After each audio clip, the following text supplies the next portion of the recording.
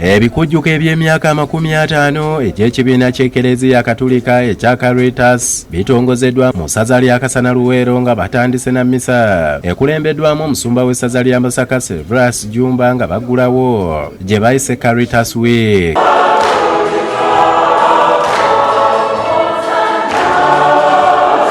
Mu wiiki eno bagenda kumanyisa abantu ebikolebwa ekitongole kino okutuusa lwe banaatuuka ku ntiko y'emikolo eginaabaawo ng'ennaku z'omwezi 2 Ogwokuna.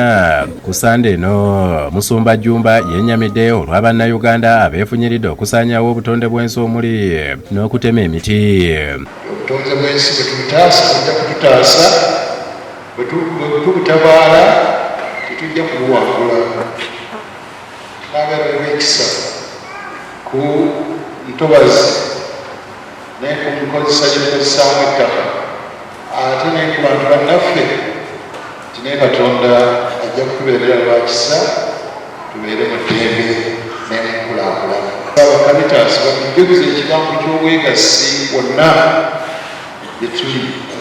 Asabye ab'ekitongole kya Caritas okujjukizanga abantu obwegassi okusobola okwekulaakulanya mu bitundu byabwe.